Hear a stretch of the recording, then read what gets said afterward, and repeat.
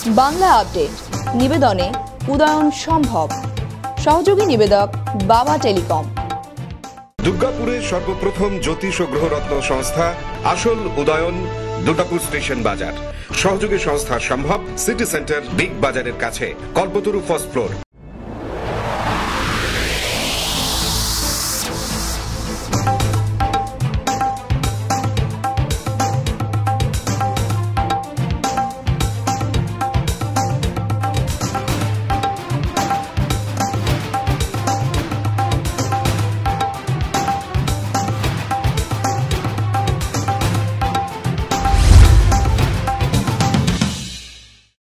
নমস্কার, আমি আপনাদের সঙ্গে রয়েছি সোনাম। বাংলা আপডেটে আপনাদের স্বাগত।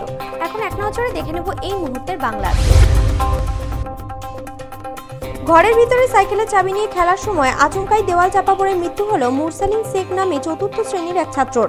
মারাত্মক জখম হয় মুরসালিনের সঙ্গী ফুলচাঁদ শেখ নামে আরও এক ছাত্র। তাকে আশঙ্কাজনক অবস্থায় সিউড়ি সদর হাসপাতালে ভর্তি করা হয়েছে। মঙ্গলবার বিকেলে বীরভূম জেলার ময়ূরেশ্বর থানার গাজীপুরে এমন ঘটনা ঘটায় চাঞ্চল্য ছড়ায় এলাকায়। যান্ত্রিক ত্রুটির কারণে হাওড়া থেকে জলপাইগুড়ি যাওয়ার সময় সাঁইথিয়া স্টেশনের কাছে বেশ কিছুক্ষণ দাঁড়িয়ে পড়ে শতাব্দী এক্সপ্রেস ট্রেন। মঙ্গলবার বিকেলে এই ঘটনায় যাত্রীদের মধ্যে উত্তেজনা ছড়ায়। এরপর ঘটনাস্থলে রেলের আধিকারিকরা এসে জানান ইঞ্জিনের প্রেসার কমে যাওয়ায় এই বিপত্তি। এরপর সন্ধ্যে 7টা নাগাদ গদাধরপুর থেকে আরেকটি ইঞ্জিন আনা হয়।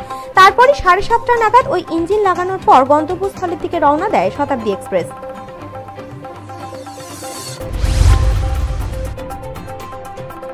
এক পৌরের মৃতদেহ উদ্ধারকে কেন্দ্র করে চাঞ্চল্য ছড়ালো কুলটি থানা শ্রীরামপুরে। মৃতের নাম বলরাম যাদব। বুধবার সকালে স্থানীয় মাস্টারপাড়া এলাকায় একটি জলাশয় থেকে পুলিশ বলরাম যাদবের মৃতদেহ উদ্ধার করে। মৃত্যুর কারণ নিয়ে ধোঁয়াশায় পুলিশ। ঘটনা তদন্ত শুরু করেছে তারা। অন্ডালের ওকরা সুরিপাড়ার নতুন পোস্ট অফিস চত্বরে অবস্থিত এক ব্যক্তির বাড়ি থেকে সোনার গয়না সহ নগদ টাকা মিলিয়ে প্রায় লক্ষাধিক টাকা সামগ্রী চুরির ঘটনায় চাঞ্চল্য ছড়ায় এলাকায়।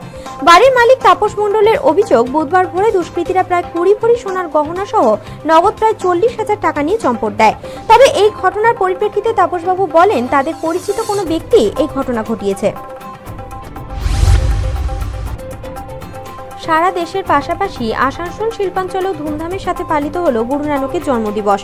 এদিন বিভিন্ন গুরুদুয়ারাতে নানান অনুষ্ঠানে সামিল হতে শিখ ধর্মের পাশাপাশি বিভিন্ন ধর্মের মানুষ একত্রিত হয়। গুরু নানকের 544তম জন্মদিন উপলক্ষে আসানসোলের ইসমাইলের গুরু নানক বিদ্যালয় প্রাঙ্গণের অনুষ্ঠানে উপস্থিত ছিলেন রাজ্যের কৃষিমন্ত্রী মলয় ঘটক, আসানসোলের মেয়র তথা এডিডিএ চেয়ারম্যান তাপস ব্যানার্জি সহ প্রমুখরা। এছাড়াও এদিন গুরু নানকের জন্মদিবস উপলক্ষে ইসমাইল থেকে একটি শোভাযাত্রা বের হয়। পুলিশি নিরাপত্তা নিয়ে এই শোভাযাত্রাটি রামবন্ধুতলার গুরুদুয়ারায় শেষ হয়। এই শোভাযাত্রায় শিখ ধর্মের মানুষের সঙ্গে অন্যান্য ধর্মের মানুষও সামিল হয়েছিল। মঙ্গলবার পুরুলিয়ার গরুধুপেশ্বর স্টেশনের নিকটে শ্যামসুন্দর রেল ফাটকে মালগাড়ির ধাক্কায় 2 যুবকের মৃত্যু হয়।